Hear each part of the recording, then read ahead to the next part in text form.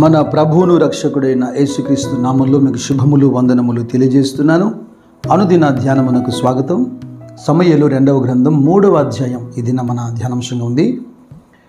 2వ అధ్యాయంలోని పాఠంగా అబ్నేరు గురించి మాట్లాడుతూ ఈ 3వ అధ్యాయంలో రాయబడిన అనేక విషయాలు నిన్నటి పాఠంలో మనం మాట్లాడాం.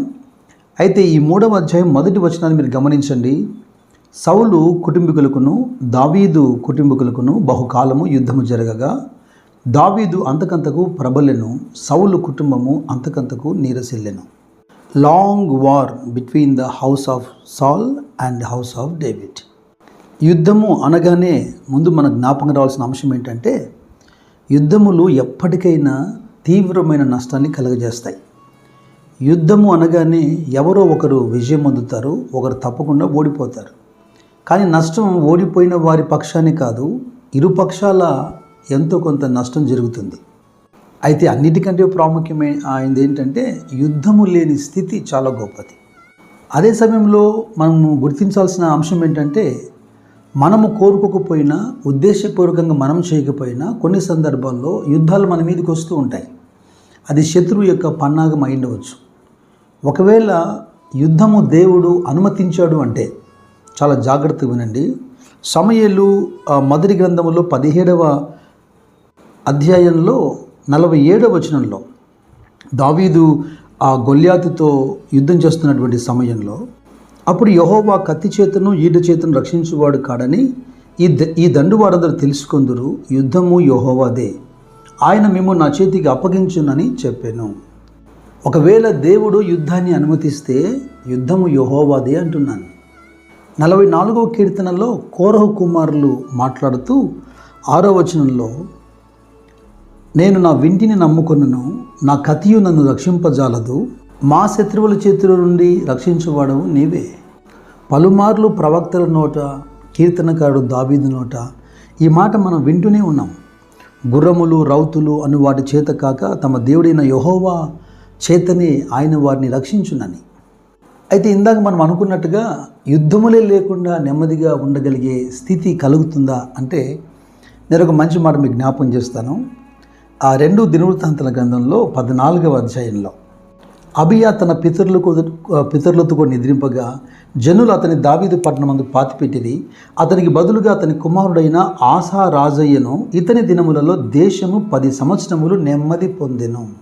మీరు 6వ వచనం చూడగలిగితే, ఆ సంవత్సరములలో అతనికి యుద్ధములు లేకపోవుట చేత దేశములో నెమ్మది కలిగి ఉండెను.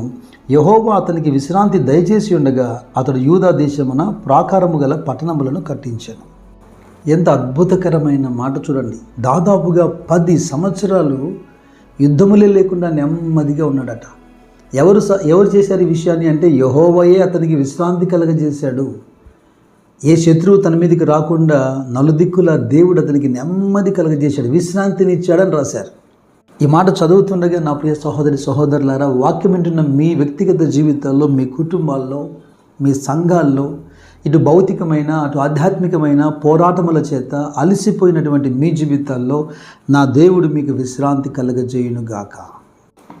అయితే బయట నుంచి మన మీదకి వస్తున్నటువంటి యుద్ధాలు, శత్రువు మన మీద తలపెట్టిన యుద్ధాలు, నిర్హేతుకముగా అంటే మన వైపు నుంచి ఏ తప్పిదము కారణము లేకుండా జరిగే యుద్ధాలు అయితే ఇలా దేవుడు మనకు సహాయం చేస్తాడు.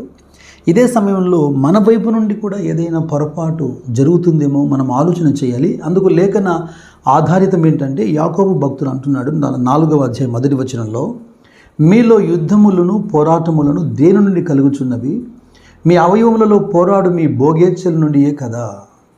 ఆధ్యాత్మికమైన జీవితం మీదికి ఎగసిపడుతున్న గాలి తుఫానులను ఆయన గద్దించి నిమ్మలముగా నావను అద్దరికి చేర్చగలడు. కానీ నావ లోపల అంటే కుటుంబం లోపల, వ్యక్తిగత జీవితం లోపల చెలరేగుతున్నటువంటి గాలి తుఫానులకు కారణం ఏంటి? యాకోబు భక్తుడు అంటున్నాడు, ఇది మీ హృదయంలో నుండి కలుగుతుంది, మీ శరీరంలో ఉండేటువంటి భోగేచ్ఛల వల్ల కలుగుతుంది అంటున్నాడు. దీన్ని అంత సులువుగా సునాయాసంగా మనం తీసివేయడానికి లేదు. ఎందుకంటే పౌలు కూడా చాలా గొప్ప వివరణ ఇచ్చాడు. అంత గొప్ప అపోస్తులైన పౌలే, క్రీస్తుని పోలి నడుచుకున్న పౌలే రోమిలతో మాట్లాడుతున్నప్పుడు 7వ అధ్యాయంలో 23వ వచనంలో ఒక మాట రాస్తున్నాడు.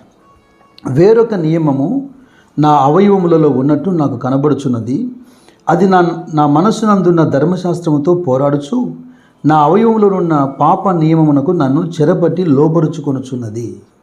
తాను ఓడిపోయి పాపమునకు దాసుడయ్యాడు అని అర్థం కాదు. ఇది నిత్యము తన శరీరంలో తన హృదయంలో జరుగుతున్నటువంటి పోరాటాలు మాట్లాడుతున్నాడు. వేరొక నియమం, the another law in my members, నా శరీర అవయవాల్లో ఈ పాపము కేంద్రమై హృదయంలో ఉన్న ధర్మశాస్త్రం తనగా వాక్యముతో ప్రతిరోజు పోరాడుతుందట. దీన్ని ఖచ్చితంగా మనము ఓవర్కమ్ చేయగలుగుతాం.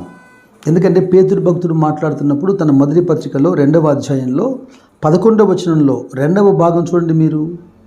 అంటే ప్రియులారా, మీరు పరదేశులు యాత్రికులై ఉన్నారు అంటూ ఆత్మకు విరోధముగా పోరాడు శరీరాశలను విసర్జించి అంటున్నాడు. ఆత్మకు వ్యతిరేకముగా పోరాడు శరీరాశలను విసర్జించి.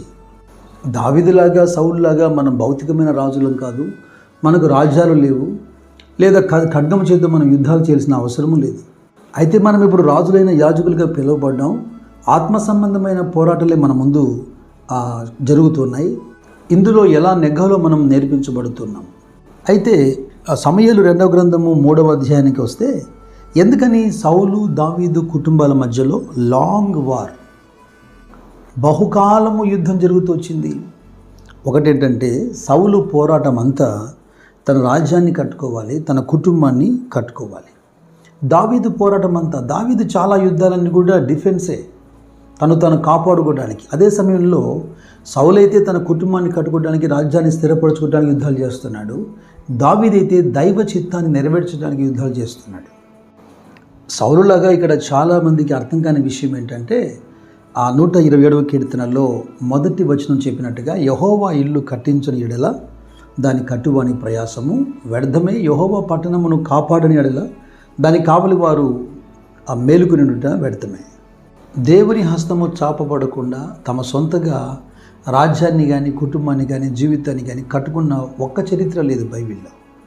అందుకే ప్రభు చాలా స్పష్టంగా నేర్పించారు. మత్తయి సువార్త 7వ అధ్యాయం 24వ వచనంలో, కాబట్టి ఈ నా మాటలు విని వాటి చొప్పున చేయువాడు బండ మీద తన ఇల్లు కట్టుకున్న బుద్ధిమంతుని పోలియుండును అని.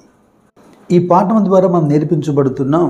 మన జీవితాల్లో, మన కుటుంబంలో కలుగుతున్నటువంటి యుద్ధాలు, దేవుని పిల్లలుగా మనం ఉన్నాం కనుక, ఒకవేళ దేవుడు అనుమతిస్తే తప్పకుండా ఆ యుద్ధం కూడా ఆయనే చేస్తాడు. యుద్ధము యెహోవాదే అన్నమాట. ఇక రెండవదిగా మన వైపు నుంచి మనం స్వీయ పరిశీలన చేయాలి.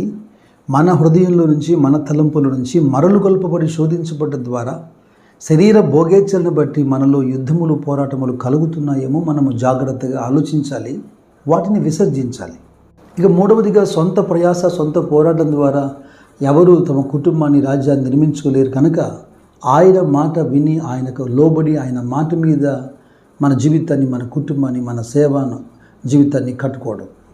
ఏదేమైనా యెహోవా అతనికి విశ్రాంతి దయచేసి ఉండగా ఆ సంవత్సరములో అతనికి యుద్ధములు లేక దేశములో నెమ్మదిగా ఉన్నట్టు ఆశలాగా దేవుడు మీ హృదయాల్లో, మీ కుటుంబాల్లో నెమ్మది కలగజేయునుగాక.